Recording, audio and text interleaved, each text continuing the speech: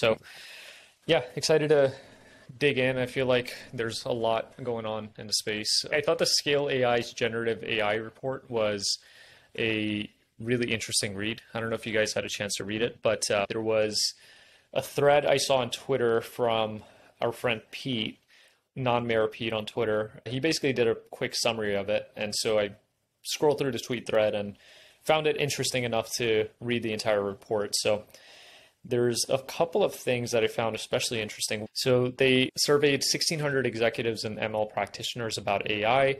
And one of the charts that I found really interesting was around how companies work with generative models. So there was a chart around specifically this, and then the different fields were open source only, cloud API only, open source and cloud, build your own, and then a few other options. And surprisingly, open source only was the leading category here at 28%. And then cloud API only was the trailing category at 26%.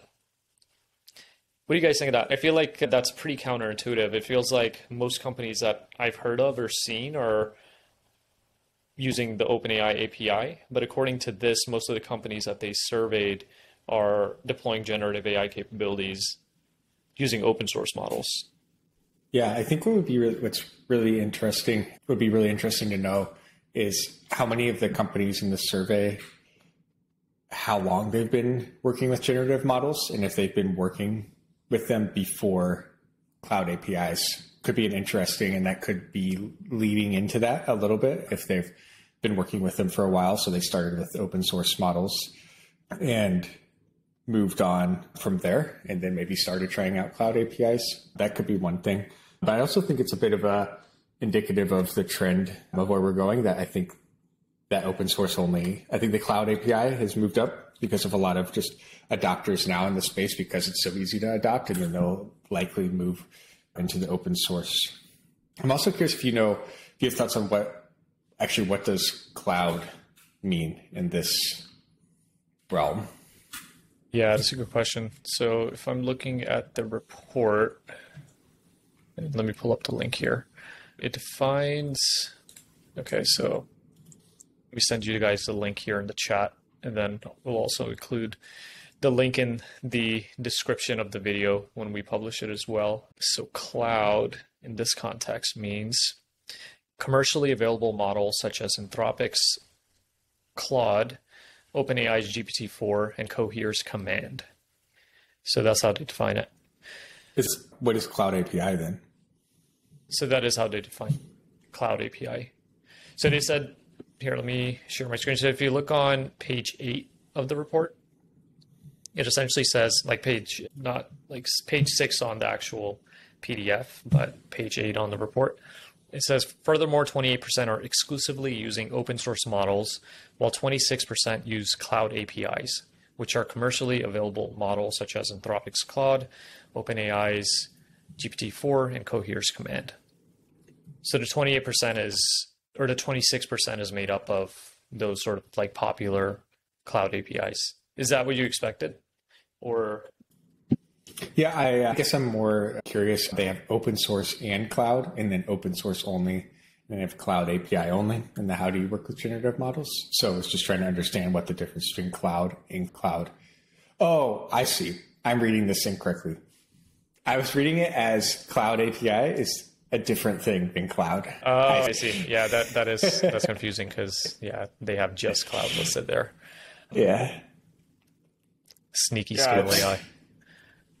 I think it's super interesting too. I think we've recently really seen this trend towards these open systems versus closed systems. I think that it's indicative of the control that enterprises want over the product that they're presenting to customers. How do you see that differing based on the use cases that enterprises are deploying? Yeah, it is really interesting to see this. I definitely agree. The trend is more towards the open source models, self-hosting them. It's also very aligned with the conversation we had with Mate, Databricks, who, as we know, Databricks released their DALL-E model, which I think their goal is to really help facilitate and further this trend.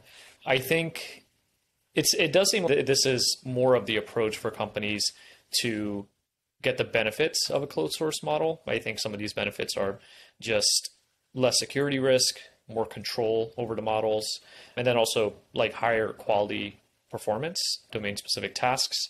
They also are generally cheaper. So there's a lot of benefits to it. I think the downside of these models is that they may require more in-house expertise. And this is coming from the Scale AI paper as well. These are well-known facts, but they summarize it pretty well. So they require more in-house expertise to deploy and fine-tune. So in that sense, it's a little bit trickier to get to that point where you're able to get the most out of open source models. That's probably going to change very quickly since there's a lot of tooling being developed that makes this process much, much easier for companies. Some of the tooling from companies like ours as well. And so I think I definitely see this trend continuing. I see more of the cloud APIs being used for potentially like quick prototyping and testing ideas out. But when it comes to productionalizing, I think a open source model, self-hosted, fine-tuned for company-specific use cases is probably the way that it's going to go. What do you think, Adam? Yeah, I agree. I think especially as we see, we're still in the early days where a lot of companies are adopting AI capabilities. And so it's really quick and easy to just adopt a cloud API. If you don't have any expertise in working with them, I think you mentioned some of the like performance, deployment, security, there's lots of things to take into effect. But I think as companies mature and as they really understand the use cases, I think right now a lot of companies are just adopting as well and figuring out those use cases and figuring out what users want and what makes sense. And that's where it's really easy to just quickly use a cloud API to get up and running without having to invest a whole bunch in an open source model, only to understand like you might be wrong. And then once you have that use case and you want to just get better at it, I think we'll see that shift more towards open source models in the coming year and they're running themselves and then continuing to improve those. And it'll also become a bit of a differentiator for companies as well into how well their open source models perform and their AI capabilities and some of their competitors. Yeah. I'm curious too, what do you guys think about the build your own? I mean, there's 15% on build your own in the report. Do you see that continuing to go up or go down? I don't really think so. I don't really see that as being valuable to the vast majority of companies, especially given the number of use cases that cloud API models accessible through cloud APIs and then open source models are able to facilitate and unlock.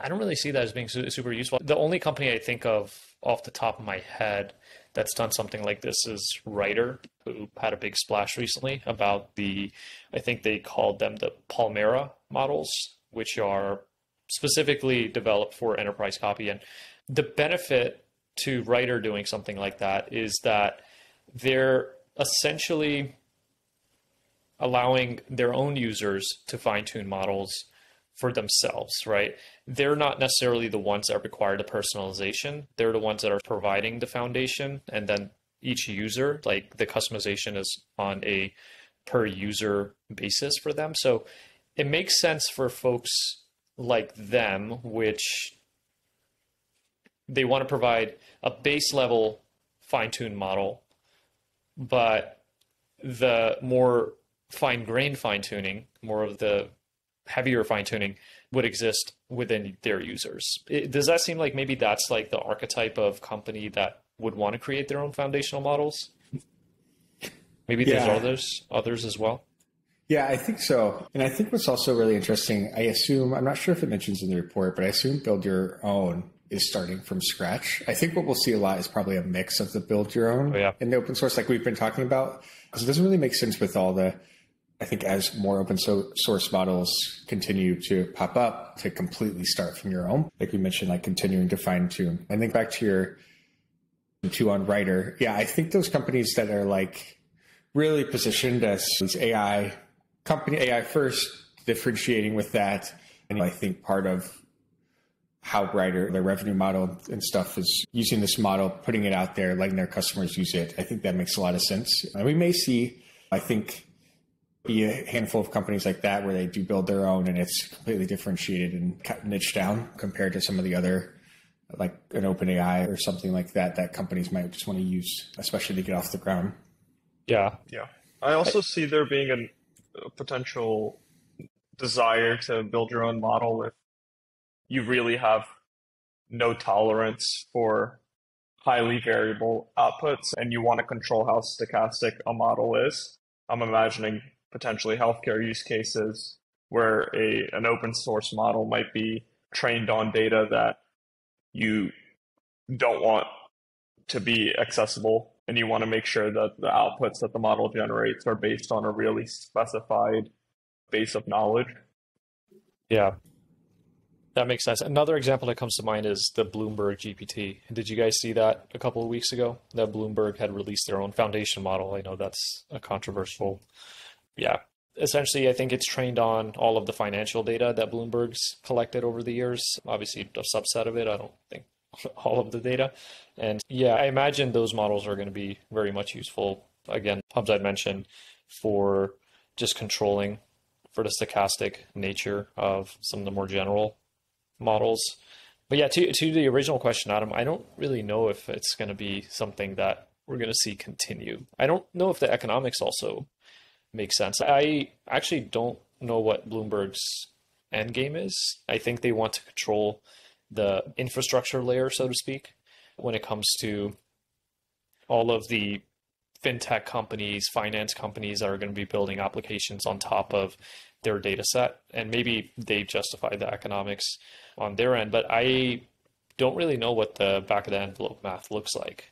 I think there's probably a bit of there's probably just a lot of guessing going on at this point, just because companies, I'm sure, are struggling to figure out, like, what is appetite going to be in terms of the amount of requests that are going to be, how many sort of calls are going to be made on those foundational models. But what do you guys think of the economics? Does it even make sense to go down that route? I don't know. It's a big question mark for me.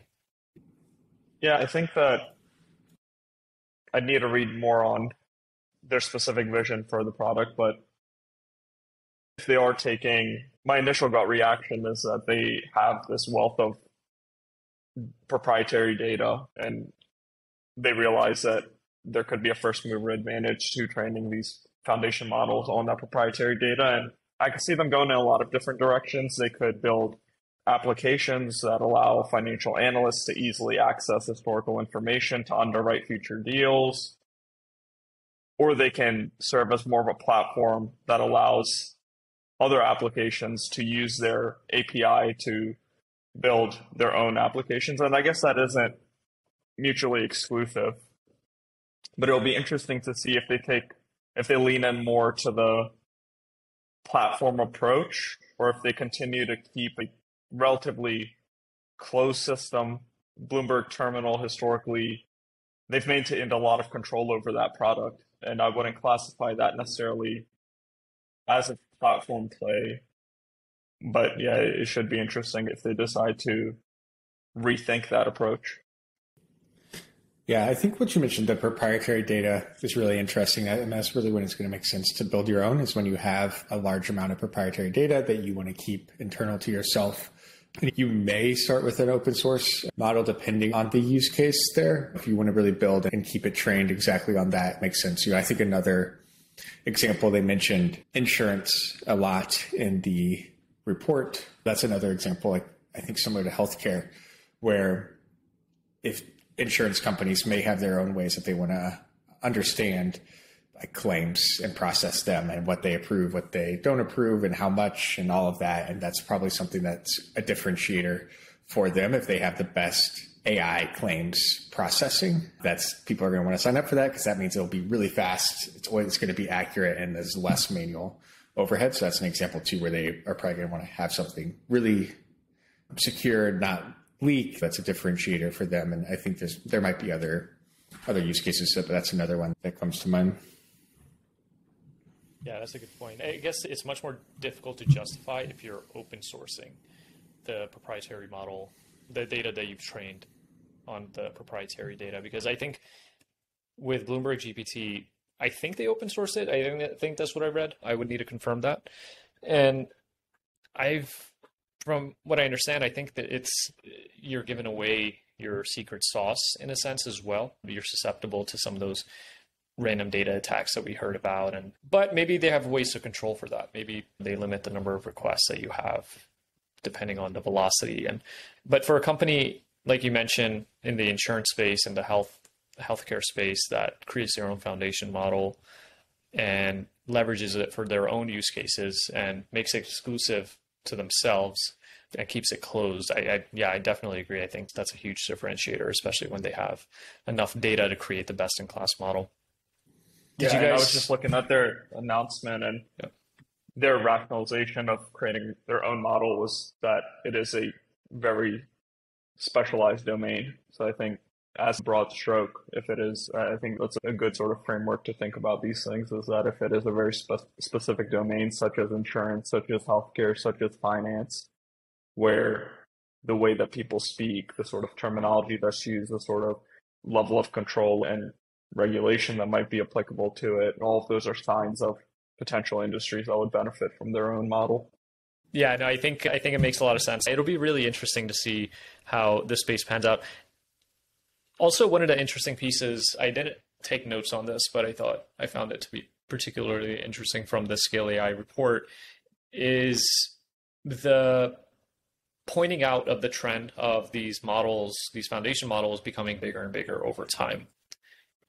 Is that something that you think is going to continue? I see the counter argument being in line with what Tay had mentioned during his interview, where companies are going to increasingly worry about latency, about cost. They're going to want to keep their models small, which is part of the reason why DALL-E is a tiny model. There's been proven to be a lot of different techniques that you can use. I think distillation being one of the most prominent ones, where you can take the generalization of a large model, the ability to generalize a large model, and pull in a lot of those capabilities into a much smaller model while retaining the lower latency and costs associated with a lower model. And so that's essentially what makes DALL-E so powerful at the size and allows it to punch above its weight. So I guess playing devil's advocate to anybody that might mention that the trend of models increasing in size over time is that maybe models will start to become smaller and they'll pull in external context as needed from the handful of general models that may continue to grow bigger and bigger over time. Do you guys think that we're going to see in models that are deployed within organizations, limiting to that scope specifically, that model size is going to decrease over time, or it's going to increase over time, or do you think that we're going to see some sort of plateau?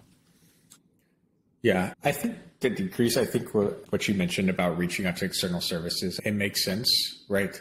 Where you keep the model as small as possible so that it can be quick, and then it just reaches out to whatever it needs. It also makes it easy then to keep it always up to date if it's able to talk to these external sources. I think another interesting concept is if you have multiple small models that you know which ones to go to, or maybe they're even able to interact with each other, is an interesting world as well, just for the latency piece. And I think, especially when you think about the use cases where you have a lot of real-time data, which is a lot of software today, where you are going to need to know what's happening now, what just happened, being able to continuously train and just continue to grow these really large models may not be feasible. The other piece too that's interesting to think about is if you continuously train a large model, but then delete historical knowledge so the model stays that small, but it's always up to date. I'm not sure if that's going to be something that we see either, but I think the approach of connecting to external sources and data sources that are already there and already up to date really does make a lot of sense.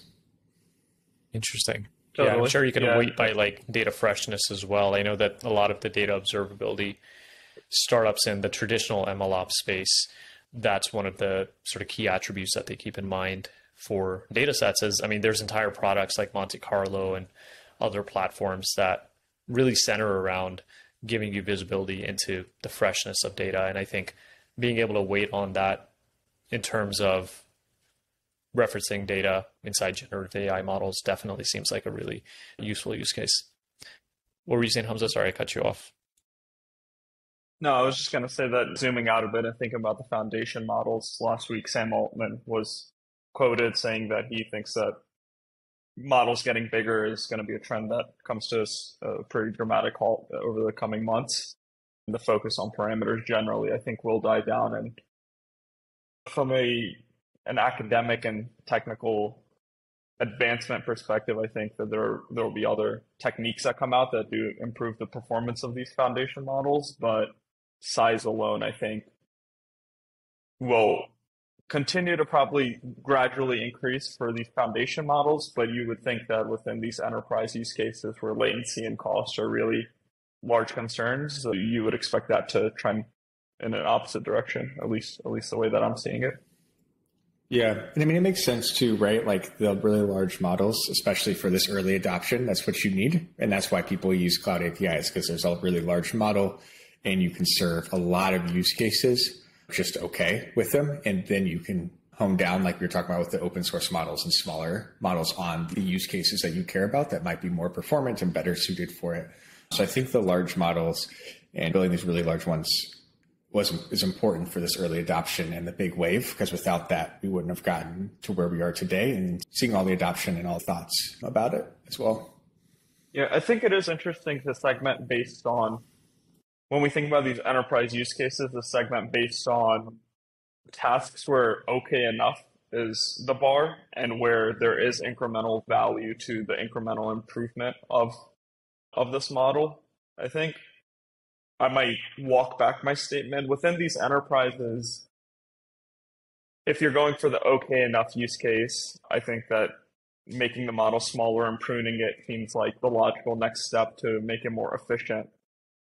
But we might see the size of models still be a critical factor in deciding who wins in these really high value use cases where you're able to attract the nth customer because you have that nth level of capability with your model. Yeah, so I don't know if categorically we're going to see these models continue to be pruned. I think it's case by case depending on whether or not the capability of that model or the value that you derive from that model is linked to an incremental improvement in its performance. Yeah. No, I think that's a really good point. And it's a big trade-off between generality and specialization. Is with a more general model, you're able to accommodate more of the long tail of use cases and customer needs, whereas with a specialized model, you're getting more consistent results, more performant.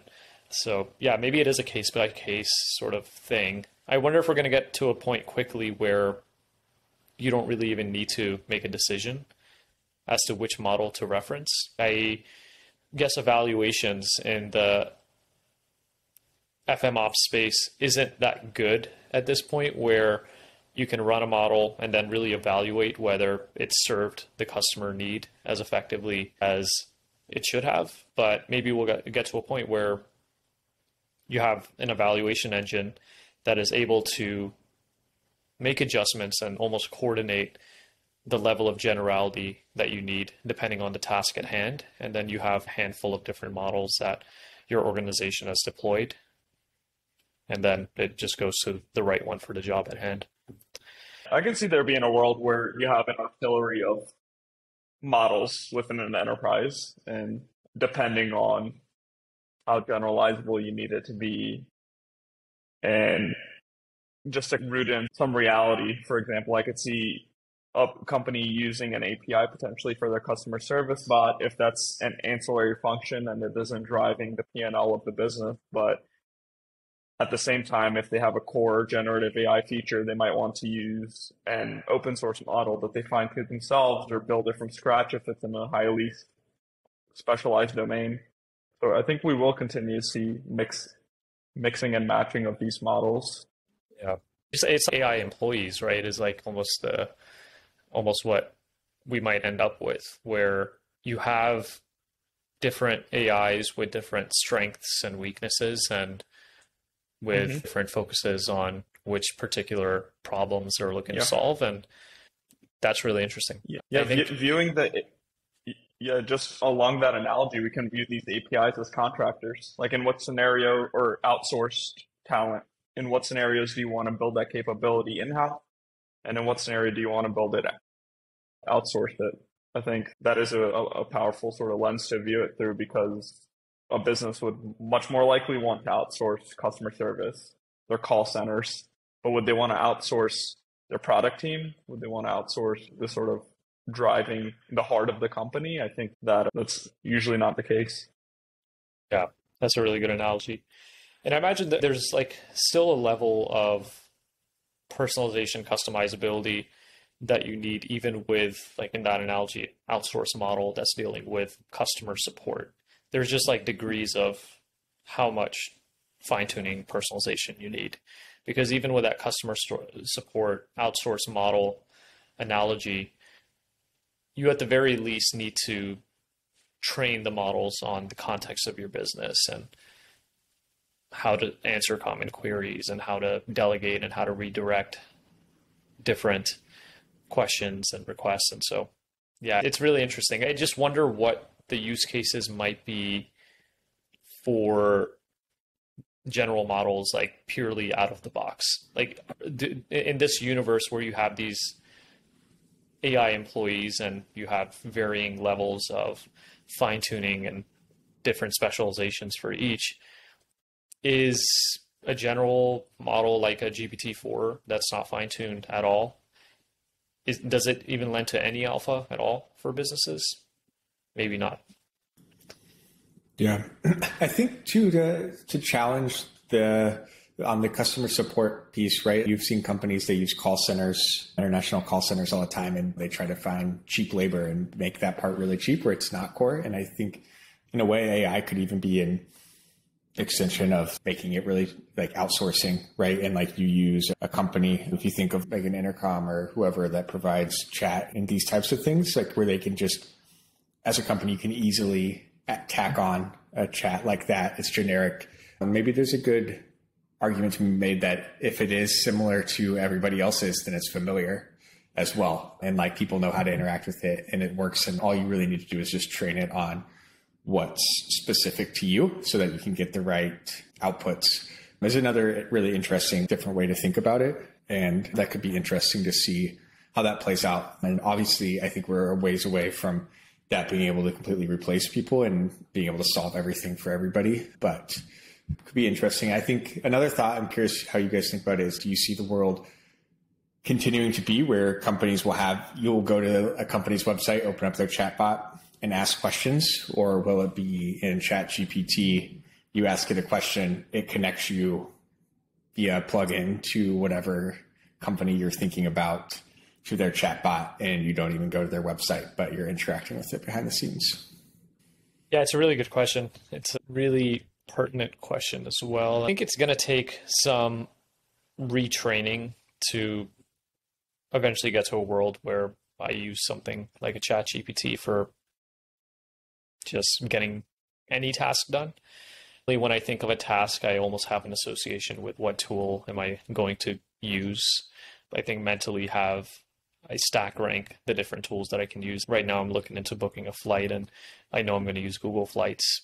I also have the option of using American Express to book through Expedia, Kayak, all the other services, but I would rather not use those services because I've had the best success with Google Flights. And I think the other platforms I'm just not used to them and maybe I don't prefer them as much. And so I think it may take some retraining and it may take some trust building with a GPT-4 to get to that point where I know that it's going to handle the task in the way that I need it handled every single time. But yeah, I also think that we'll probably get there. I think there's a lot of talk right now about personal assistant models, like personal assistant applications, where every person has their own fine-tuned model or models, like plural, that are trained to deal with things in the manner that they like, whether it be responding to emails, triaging their booking schedules on their calendar, dealing with personal admin tasks. And so I think in a world where those models are very effective, then yeah, maybe a universal interface is something that I would default to. But right now, I don't really trust that GPT-4 would know exactly how I like certain tasks dealt with. I think varying tasks also have different needs in terms of how much I'd like to have a hand in determining how that task is done. If it's ordering food, I'm fine with using a DoorDash or a Uber Eats. I really don't care because the differences for me are indiscernible for the most part, maybe a couple dollars difference. But with booking a flight, it's more about the experience, the workflow. I don't want to be distracted with having to look into options for booking a car and like package deals. Like I just want to book a flight, and I know Google Flights will lend me to helping me make the best decision as to which flight to take. But rounding out the discussion as well, I think everything I'm talking about is very limited in terms of these chatbots and these agents. I think they are really good at doing these like admin type tasks, ordering food, booking flights, planning an itinerary. It would probably take even longer for me to adopt them as my go-to tool for things like note-taking, right? Like I don't see a chat GPT replacing tools like Notion for like knowledge management or task management, project management. I think those are maybe a little bit later on, but for the admin tasks, probably, I don't think we're there yet where I'll default to using a chat T, but we'll probably get there once these things get a little bit more personalized to each person's preferences. In addition to these tasks being really measurable and there being a clear outcome, do you guys see any other common thread in the low-hanging fruit where the focus of ChatGPT has, gone earlier rather than later? I think that I think that's a big commonality that I was able to identify with these tasks is that if I tell it to book a flight, that's something that I can look at very clearly after. It's like a very well-defined, measurable task. If I give a budget, if I give a task, there's a binary outcome in that scenario. I think when you get into the subjective task where evaluation is more continuous rather than discrete, you run into a bit more trouble. And that's not to say that reinforcement learning through human feedback can't mitigate that, but I think that is going to be a higher hurdle to cross. Yeah, I think you're right. And so I think of the immediate feedback that you mentioned, right? Like if you use ChatGPT or like GitHub Copilot for coding help, like it's usually a very immediate. Did the suggestion work? Did the compiler work? Does the code run? No? Okay, you need to change it, right? But there's things where, like you said, really subjective. I think that's where the evaluation and performance and that starts to get really interesting. And I think you could even make that case though in code or flights or any of that, right? So if you're using Copilot and it suggests code and you just accept it and go with it, there might be a more performant way to do it. Like even if sometimes even if it works, it doesn't necessarily mean that was the right way. And I think that comes into the trust that Haroon was mentioning too, where like now we're like, okay, it can do it, but do we fully trust that it's going to always do it right? I don't think so. Like you still have to verify and after the fact. And if you wanted to book a flight for you or order food, like how do you know that it actually did book the right flight, the best thing for you? I think is really interesting. And I think the other point that would be interesting to double click on what you mentioned, Haroon, about replacing tools like Notion and some of the other tools. And I think the reason, in my mind, the reason I don't see like a chat GPT replacing those is because people still like great interfaces and like organization. And it's really hard to imagine everybody all day just interacting with software using a text box. Like I think that the text box or similar to like how Google search is the intro into some of these other products that will then have AI built in, like Notion AI and some of these other things that's built into the interface. It's a really nice interface specifically designed to make you more effective. Do you agree with that? Totally agree. I think interfaces are underrated in this moment in time. There's obviously a lot of hype about the universal text interface, that text is going to be the only way we go. And there's extensions on that prediction as well, that voice is going to be the only way that we go. And that's going to be the direction we head down. And UI is no longer going to be as expansive a space, and it's not going to matter as much. I completely disagree with that. I think that's people just getting carried away. I think people like using interfaces. I think there's a lot to be said about interfaces that are pleasant to use. There's a different experience entirely with using an interface versus using a chatbot. Nis at Notion actually did a talk on this, I think, at MLOps conference earlier. Was it? Man, these weeks are blending together, last week. So I think he talked a lot about the importance of interfaces in this world, and he went into a lot more detail than I'm going into here. But yeah, I'm long on interfaces. I don't think that we're gonna see a purely text-only world anytime soon. Also, just a bit on a tangent. It's funny, like when we're describing these AI agents and using ChatGPT to do these tasks. So I've never had a personal assistant ever. I recently started working with a virtual assistant for some of the stuff that we're working on with Notabot. And I actually found a lot of the same experiences that I have with using a ChatGPT. As we're talking through this, some of this like issues around trust and around what scope, like how do you define the scope for them to be able to carry out a specific task? I find it incredibly analogous with working with virtual assistant, because I had those same concerns. Like, how long is it going to take for me to ramp them up? How much instruction do I need to provide them? I think with virtual assistants today, you have a lot more generalizability than you do with a ChatGPT, where they can pick up context a lot easier. They're generally probably need to provide them a little bit less context than you might with a model like GPT-4 if you wanted to carry out the same number of tasks. In terms of, I don't mean to equate humans to AI at all, but just for the sake of building on this analogy, they have unlimited plugins, right? With a ChatGPT, you have your plugins, expanding lists of plugins. With a VA, you can really give them a login to any of the services that you have and allow them they can create their own accounts on the services that you need. And they're virtually infinitely extensible in that capacity.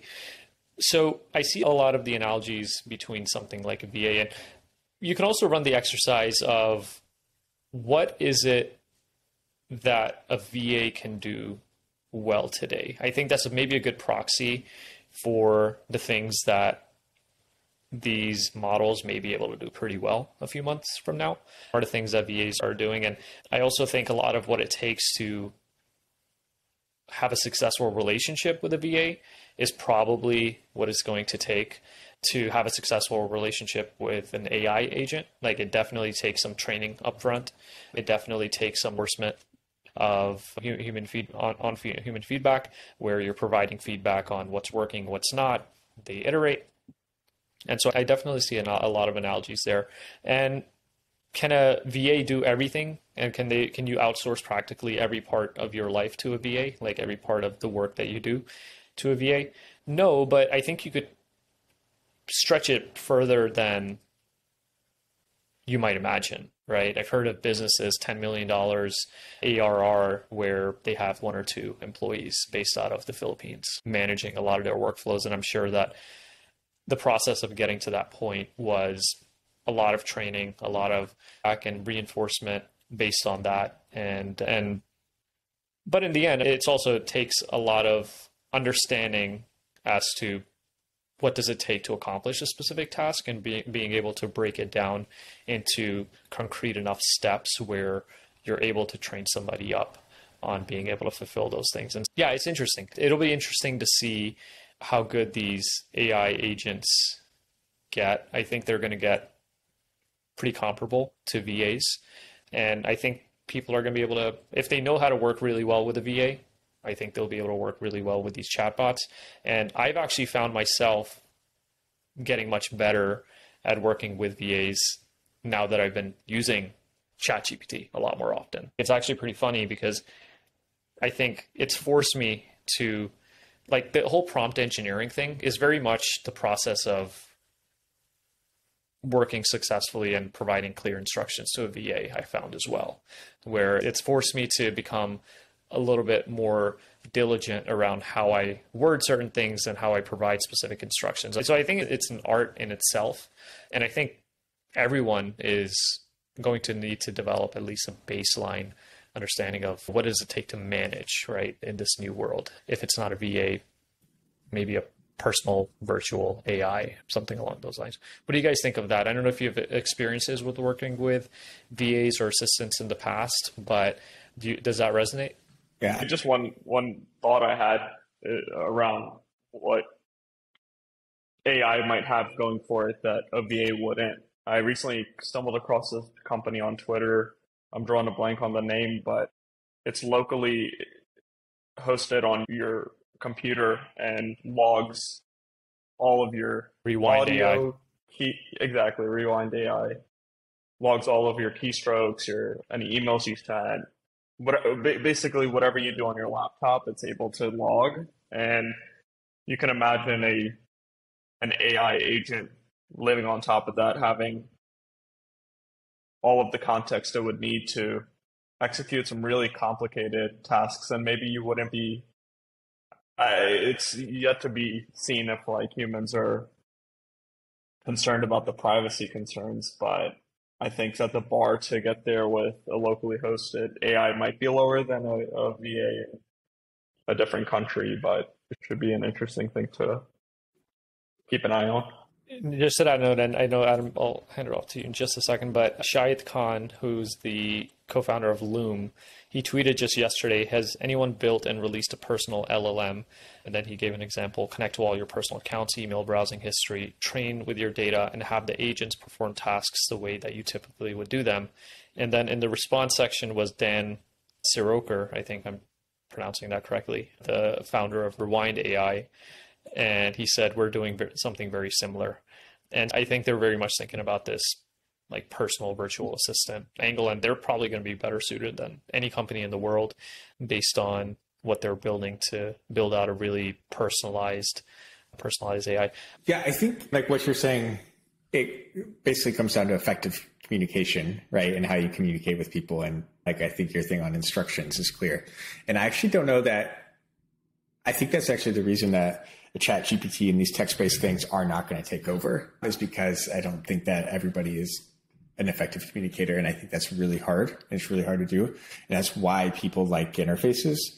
And like, I can see AI getting better and better at understanding your intent and what you want to do, so that you don't have to be an effective communicator to get value out of these systems. And at its most basic level, right? If you use Google Flights, right, it shows you what's the cheapest and best options for you.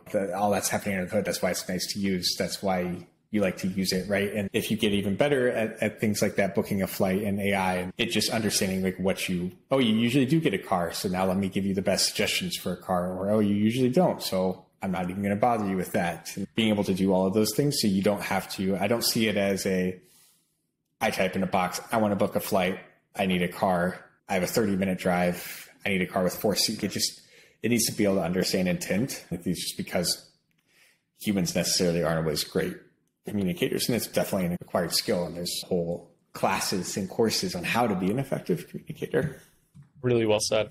I could not agree more. I think it's more like the show versus tell thing, right? Is people will show you their intent and what they want and what they prefer, what they don't like, a lot more clearly than they may be able to articulate it. And so I think that makes a tremendous amount of sense.